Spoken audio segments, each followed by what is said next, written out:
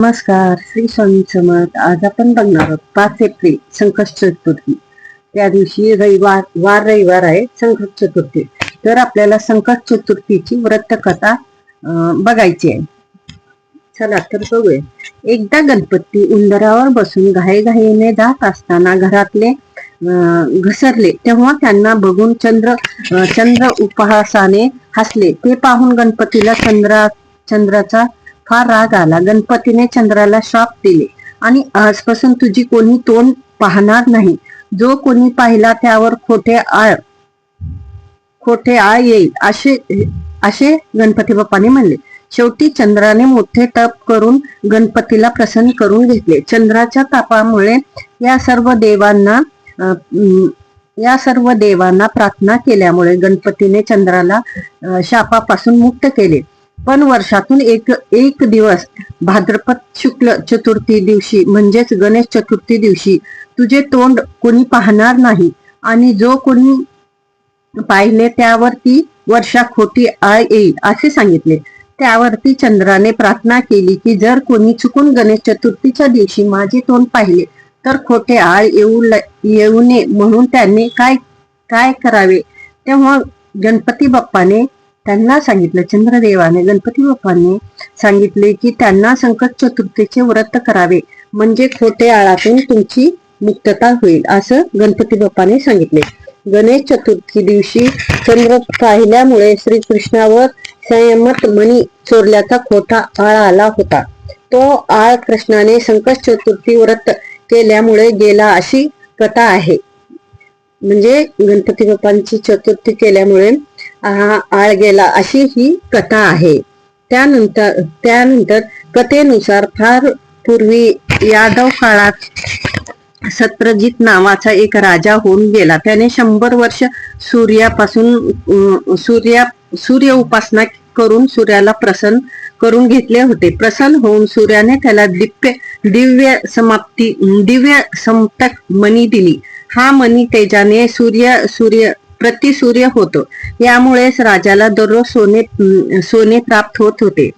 त्यामुळे सत्रजित राजा दररोज स्नान भोजन घ्यायला सत्रजिताकडील स्वयंमतक मनकविषयी श्रीकृष्णाला समजल्यावर श्रीकृष्णाने सत्यजिताकडे या मागण्याची मागणी केली. परंतु सत्यजिताने तो मणी देण्यास नकार दिले. पुढे एक दिवस सत्यजितांचे बंधू प्रसन्न हा स्वयंमक मणी गळ्यात घालून अरण्यात शिकारासाठी गेला असता एका सिंहाने त्याच्यावर हल्ला केला.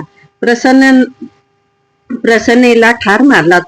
तो दिव्य मणी पळविला. पुढे त्या सिंहास जांबवंत नावाचा राजाने ठार मारून तो स्वयंमत मणी आपल्या कन्येच्या गळ्यात बांधले. म्हणजे आपल्या कन्येच्या गळ्यात बांधले. इकडे प्रसन्न संयमत मणी घेऊन नाहीसा झालेला पाहून सत्यजित राजाने हे कृष्ण स्थान आल्याचा आरोप केले. ही गोष्ट कृष्णाला कळाली. आपल्याकडे चोरीचे आळ दूर करण्यासाठी मग कृष्णाने प्रसन्नाच्या शौर्याचे प्रसन्नाला धैर्य दिले. प्रसन्नाला शोधत कृष्ण अरण्यात येऊन पोहोचला. पाहता तो तर काय, एके ठिकाणी प्रसन्न मरून पडलेला होता. जवळ सिंहाच्या पाऊल खुणा उमटल्या होत्या. त्याच्या मग कडीत कृष्ण जांबवंताच्या ग्रहापाशी येऊन पोहोचला व संयमास मणी शोधू लागला. अचानक परपुरुष आले.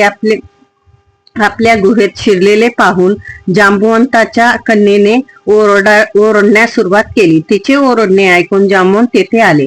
त्यांनी कृष्णावर हल्ला केला व त्या दोघांचे युद्ध 21 दिवस चालले होते. त्यामुळे द्वारकेत घबराट झाली. गोकुळात नंद यशोदा या युद्धाची वार्ता कळाली. तेव्हा ते कृष्णांच्या काळजीने व्याकुळ झाले व त्यांनी संकटयुक्त श्री गणेशाचे संकट चतुर्थी व्रत निष्ठापूर्वक केले. म्हणजे कसं आहे, कृष्णावर संकट आल्यामुळं मग काय केले, त्यांनी आपलं व्रत केले. काय तर संकट चतुर्थी हे व्रत केले, निष्ठापूर्वक केले व गणेशांच्या प्रसादामुळे श्रीकृष्णांचा विजय प्राप्ती झाला.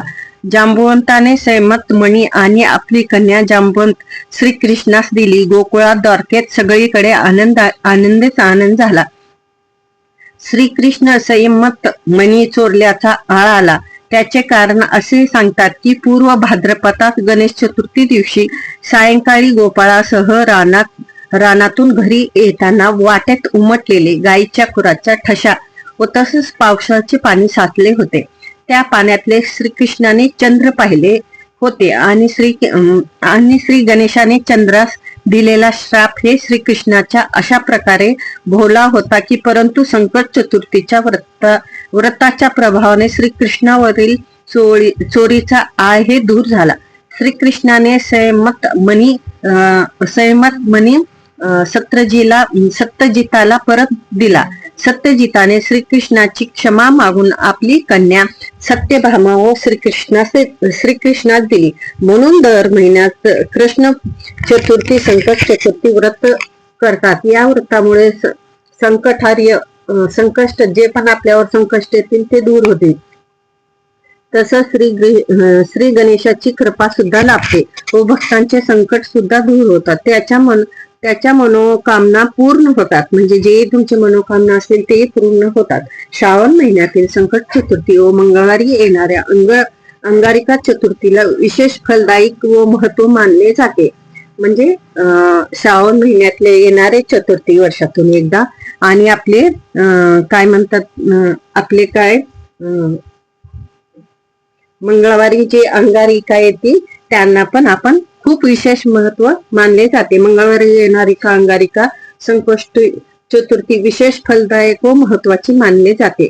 म्हणून दर महिन्यात चतुर्थी करणे शक्य नसल्यास प्रत्येकाने निदान वर्षातून या 2 तरी आवश्यक चतुर्थी करायला पाहिजे आपल्याला. बघा, गणेशांची कथा तुम्हाला सांगितली आहे. नक्की आवडेल तुम्हाला. व्हिडिओ शेवटपर्यंत बघा. श्री स्वामी समर्थ.